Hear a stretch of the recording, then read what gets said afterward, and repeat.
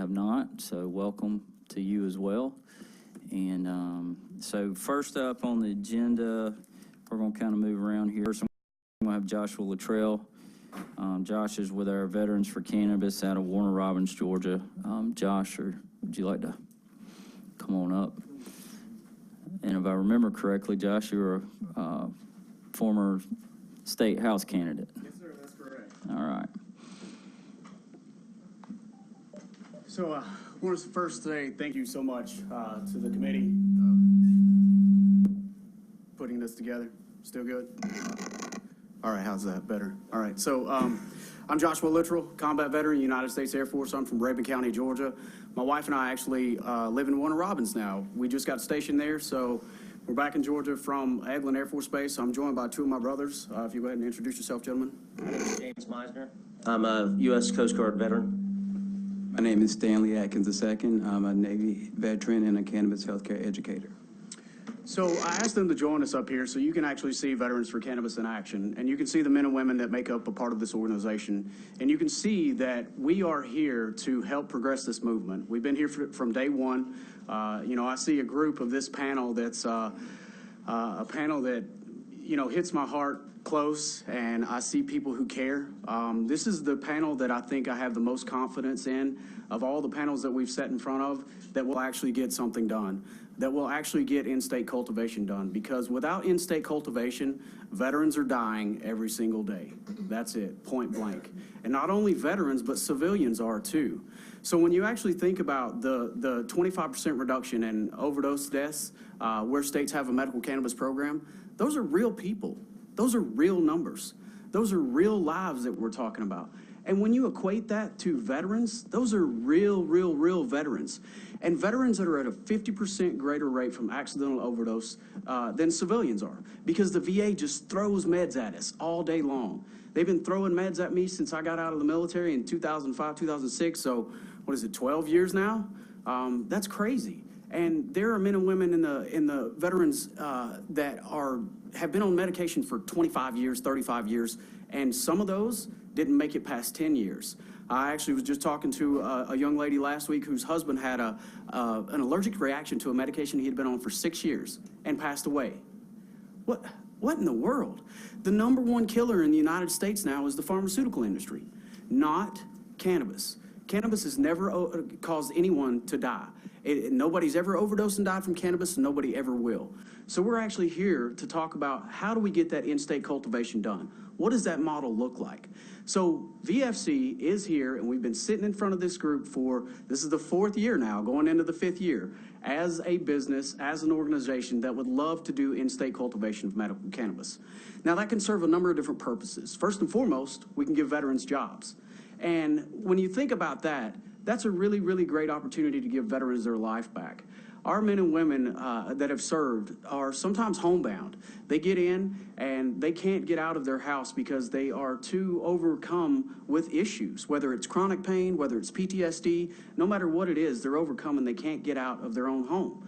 So what we're doing is trying to show them that we've got a very viable option to get them out of the house, and that's growing cannabis. It can literally change someone's life. I can share a story of a mother that had gone completely absent from her marriage, completely absent from being a mother, who got into the fields in Colorado and literally turned her life around, because there is some therapeutic benefit to actually growing a plant that nobody even really talks about. So when we talk about from a PTSD management standpoint, we can actually really help veterans get their lives back by putting something in the ground, watching it grow, come to fruition, and then utilizing that as medicine to help them save their lives, to get their lives back. This has always been about quality of life improvement for us. That's what we're talking about. We're talking about giving these men and women who have served, put their life on the line for our freedoms, for your freedoms, so that they can come home and then be forgotten from the VA. We were just at the VA on Sunday doing our casket demonstration where we fill it up with prescription bottles and set it up at the VA inside a coffin. That's a really great picture that paints to people of what pharmaceuticals do to us in our veteran community. They literally kill us from the inside out. They kill us every single day. And how many, once again, how many lives have been taken from cannabis? None. Now, you may think you're going to die, but you don't die. That's the great part about it. There's a room full of veterans sitting right here behind me that want to get into this industry, that can get into this industry, that are being held back because we don't have in-state cultivation. So what should in-state cultivation look like? So I've spent a few years in Florida. I actually am a medical card holder in Florida, and now I'm back in Georgia. So I had access to medical cannabis there. And I cannot express to you the way it improves the quality of life, the way it allows me and then my other brothers and sisters to get out into the community, to be able to sit in front of you, stand up with all these other people, be in a crowded room like this with my back to them, and still communicate and literally carry on a message. That's what cannabis does. So I was talking to a young lady, Jackie, in the back earlier, and she asked, why the THC or CBD, why cannabis? And I said, it's because it's quality of life. That's what it's about. The medicines, the benzos, make you a zombie. That's what we're fighting against. How do we become viable members of society again? Viable members of society can be done through in-state cultivation of cannabis.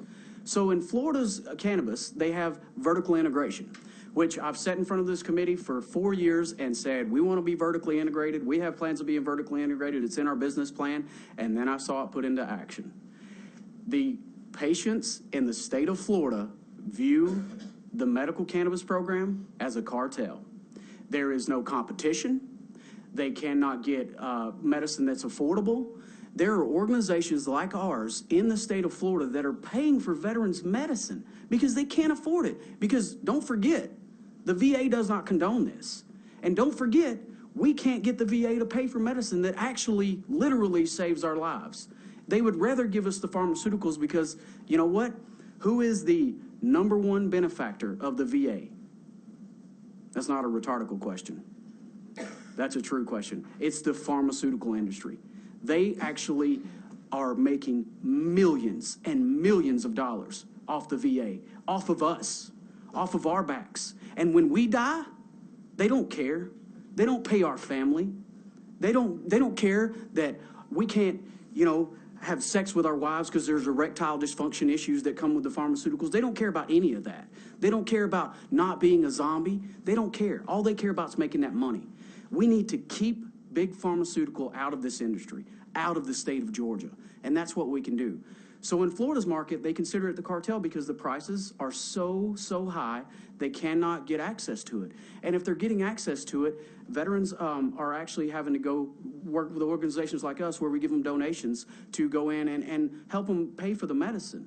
That's something that we can actually take care of here with an in-state cultivation model with Veterans for Cannabis as one of those cultivators and veterans cultivating and being part of this industry because we have philanthropic ideas. We want to give back. That's the main reason we started VFC, was literally to give back to our community, to save lives. So in Florida specifically, they have the cultivation done, they have the extraction done, they have the distribution done all under one hood. All of those people who got licenses to come in, they came in from out of state. I am urging you all that if you recommend in-state cultivation, do not let big cannabis providers come into this state and swoop up the cultivation licenses. Make it so that we have a 3-year minimum residency requirement in the state of Georgia to be residing here, to be a business in the state of Georgia. Then you can actually grow and cultivate, all right? So that's a big one that I absolutely harp on, is try to make it so that Georgia businesses and Georgia veterans are the ones who are a part of this. One thing I also want to encourage is that in our government system, when veterans apply for jobs, we get something called point preference. And for those in the audience who don't understand, veterans are, if you can be a 5-point preference or a 10-point preference veteran. Combat veterans typically with a disability are a 10-point preference veteran. That means we get racked and stacked and put above the competition. So in this process, I am imploring you all to make it a minimum 25% licenses go to veteran owners in this state, veteran businesses in the cannabis industry. I'm asking you all that not for charity, but for an investment in us, in our community, in your veterans. Every representative and every senator runs on the back of veterans saying, we'll take care of you, we want to support you, we want to be there for you. Yet when they get into office, a lot of them forget what they're doing. And I'm sitting here in front of you all today saying, please help us. Make an investment in us. That's what we want. So in Florida specifically, you look at that vertical integrated market and model, and it's working, but it's also making 3 or 4, 5, 6 people very, very rich, all right? So we have actually changed our minds over the last 6 months to a year as we've seen Florida market come to fruition. Now we're going to advocate for not a vertically integrated market, and that's because we want to encourage small business and entrepreneurs. We want to make sure that people can encourage competition, because with competition comes innovation, right? The biggest reason we want to do this is that VFC wants to actually study cannabis strains, cannabis products, what works well for what, and if 7 out of 10 veterans can work off of SR 71-2 and get relief from PTSD, then that's a really great number and really great something to know. We want to do research with our organization. So with a cannabis license, we can actually do that. So if we break that out and let other people, veterans in the industry, do cultivation, let somebody else do the extraction, let somebody else do the dispensing, that makes it so that competition breeds prices come down, and it makes it affordable medicine. And affordable medicines for patients, irregardless of veteran status, it's patients that we're talking about. We're in here because patients need access. We're in here because people need their lives saved. So when you think about the integrated market, and either way is going to work for us, it doesn't matter, but we want to encourage you all to really explore that option of breaking those out and having an opportunity that veterans are 25% of those that get issued licenses, whether it's to be vertically integrated or whatever it is. We want to be racked and stacked above the rest. Remember, we don't want your charity, we want your investment in us, because we have the ability to give veterans their life back. The only people that we want to hire in our organization are veterans. That's what we bring to the table. We bring to the table of giving people their lives back. We bring to the table making money. And don't get me wrong, we're in here to make money, all right? I'm going to be the first one to tell you, I'm not going to try to sit up here and say, oh, it's all about philanthropic ideas and giving back. It is. But we can't do it unless we make money, all right? But by making money, we can give back to the community. And when we give back to the community, it improves our community, it improves our lives. It improves where we lay our head down at night. That's what we want to do. That's what we want to make sure that you all care about, and make sure that veterans get our due diligence in this, that we keep big cannabis producers out of this market, bring it home so that veteran-owned businesses in the state of Georgia get racked and stacked above the rest and get preferential treatment on the application process. And I'm urging you all to think about that 25% margin number on veterans getting issued licenses to grow. And we can do this, whether it's vertically integrated or whether it's broken out apart. We can do this. We can spin off organizations through our organization that can do the extraction, can do the transportation, can do the dispensing. It doesn't matter. So whatever you all choose, I hope you all choose in-state cultivation of medical cannabis. And I hope it includes veterans being invested in, because everybody wants to advocate for us. And that day on Sunday, when we sat there and set that coffin up with hundreds of empty pharmaceutical bottles, James and I were sitting there, and I know Stanley was too, and it's so hard to keep the tears back, because those are real lives in those bottles. Those are real people that represented in that casket. And that's why we're doing this. It's that day, Veterans Day, all right?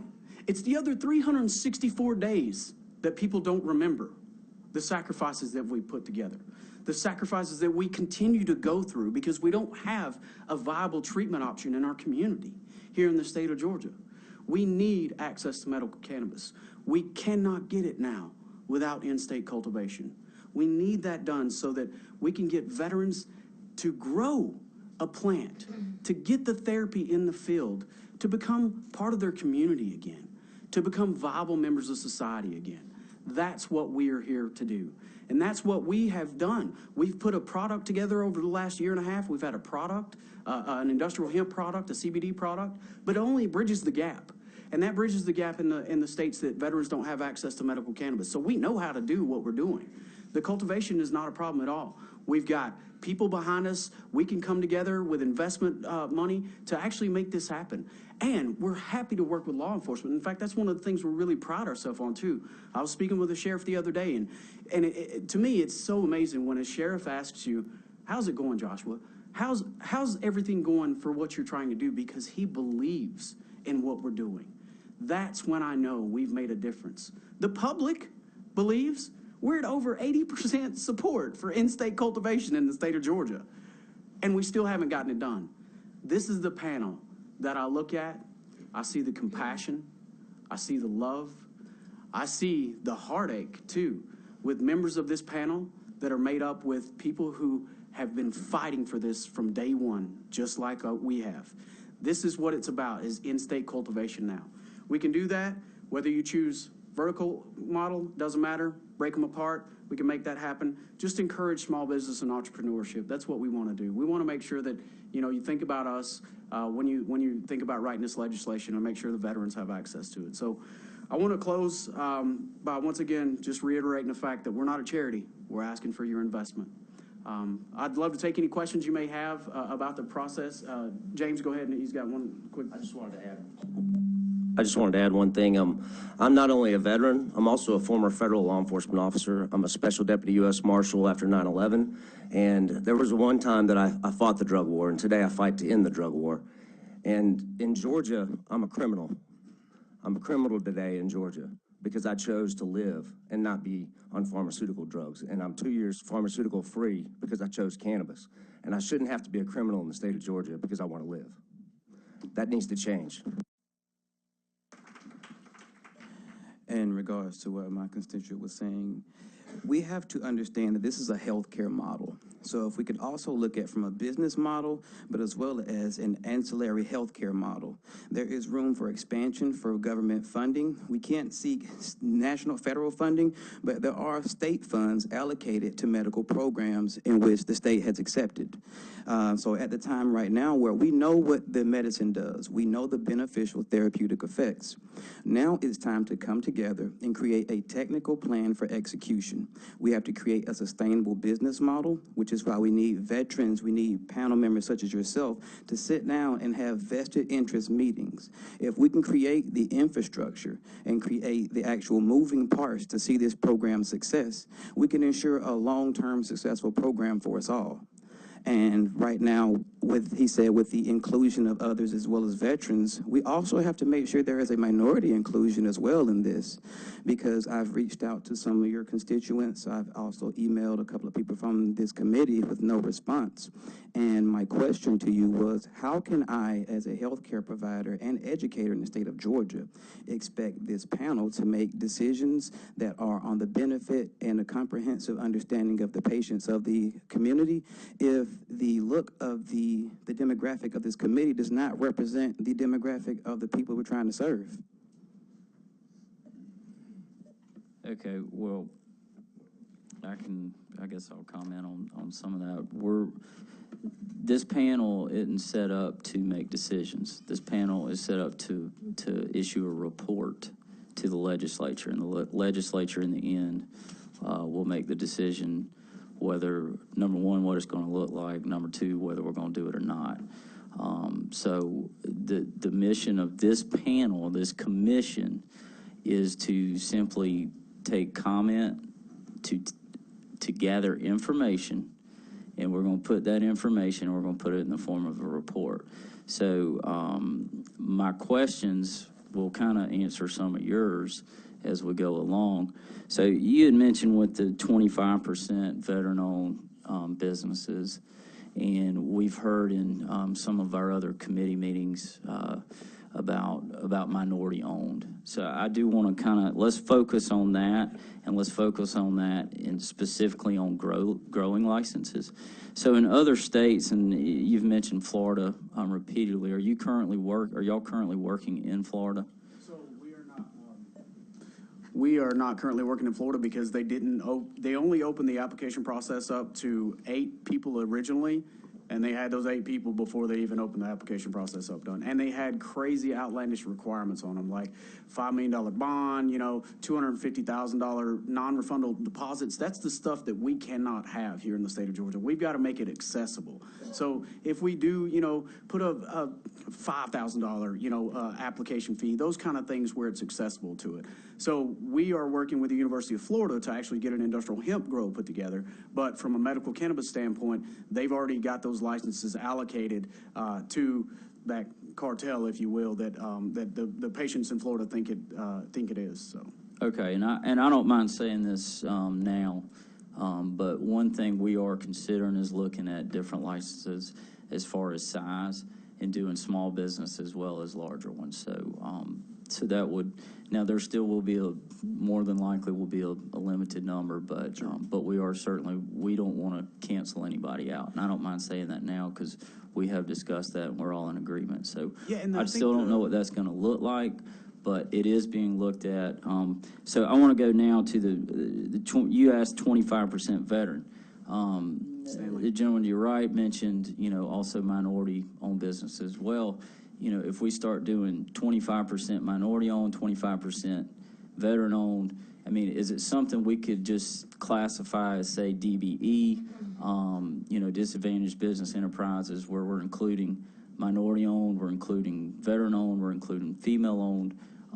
If we were to say if our report were to recommend that to include really all of them, because if we, like I said, if we do 25% here, 25% here, 25% here, pretty much, then we're limiting it to, we're kind of narrowing it down and really picking and choosing winners, I feel like. I think that's a good idea, but I want to urge you all to leave us veterans very specifically in there and alone, because everybody talks about advocating for us, but then when we ask them to do it, they don't do it.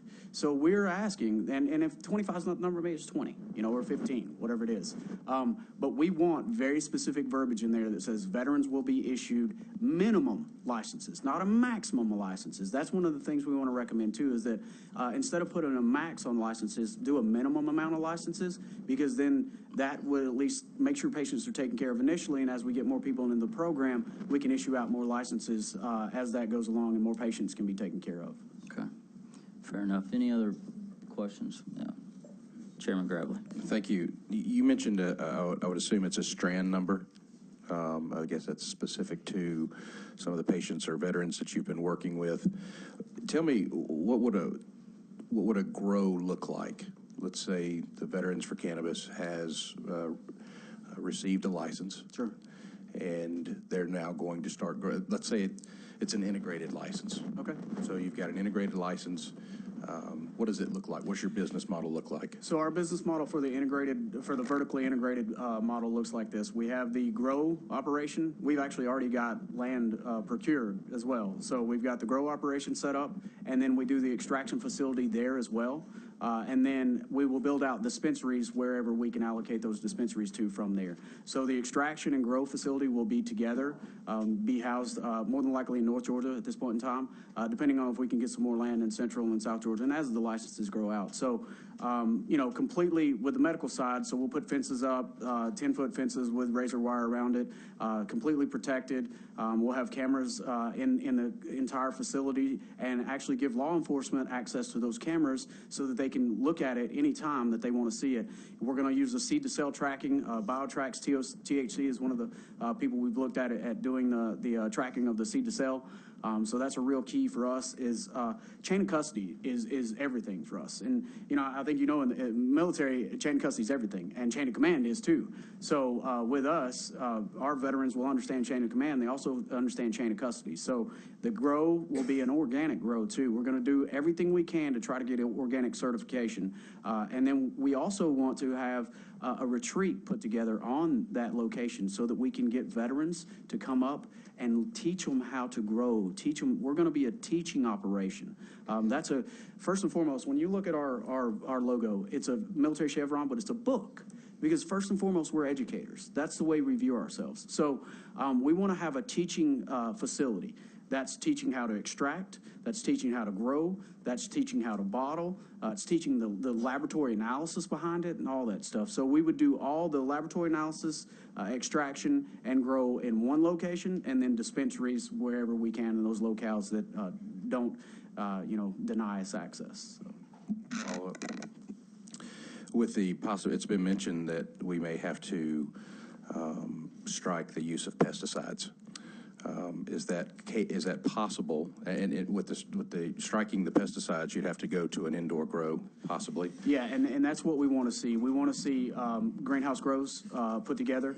Now, granted, we'd like to also do some outdoor operations, but I don't think it would be a large part of that. And when you were talking about smaller operations, I think this industry is going to go to a craft brew industry. I'll tell you that right now. That's where this is going, because we need to be able to develop and grow strain-specific things as we research this out. So we'll have an indoor grow with the greenhouses. We'll also have a propagation facility so we can do grafting. We can do, startups from scabs off other plants, and then the outdoor side of it as well, where we actually pesticide strike is a beautiful thing to us, because we want to, and you can do that. You can absolutely do that without using pesticides. You can grow cannabis. We can grow it as close to organic as we need to. But can you grow it outdoors? Yeah, I think we could. We could make some things happen on a small scale, but when you get to the larger operations, that's where you have a problem with no pesticides on the outside of it. So when I talk about small on the outside, I'm talking about less than an acre, because that's something I think we can control. We can look at it daily. You can see if there's, pests on that, and then we can bring in organisms to combat those pests if there are any there. And one final follow-up. If you said working with law enforcement, if law enforcement has and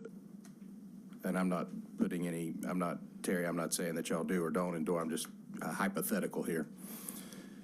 If it's done to where we can't find a security model for an outdoor grow, does that indoor greenhouse, where it is able to provide the ultimate security, it's able to provide that type of risk reduction, does that fit within your business model? It does, yes, sir. Indoor, outdoor doesn't matter to us, and indoor ultimately is where we're going to grow most of it too. I think you get better production on the indoor grows, so you can control it better, the environment better, things like that. So a lot less pesticides as well, or pests.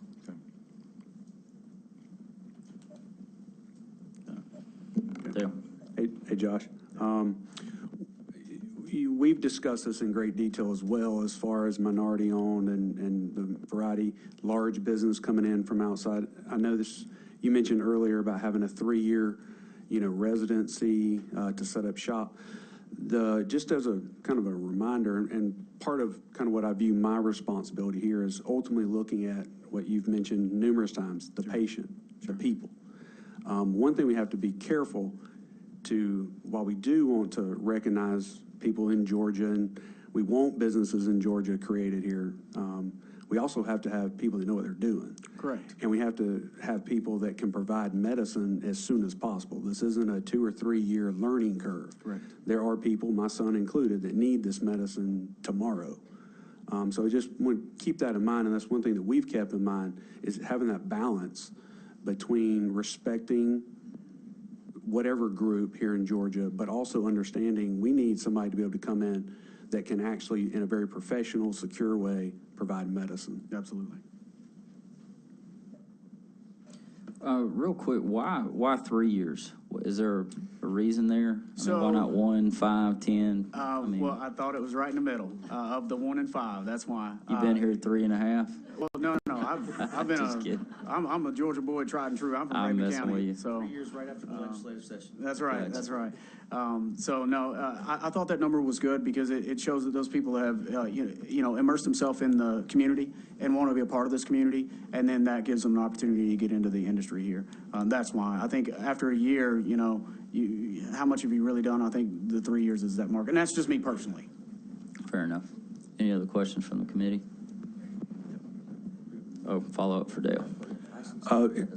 Really just your opinion. I know Micah asked you about how would it look to be vertically integrated, but what about the idea of, if we do decide to recommend, because we're not voting on anything, but if we recommend a non-vertical integrated system, how could you see the benefits or the the negatives behind a grower, but that one individual grower that maybe has a really big grow, but they have the ability to sell to 3 or 4 different processors to create different ratios of oil. Is that a plus minus?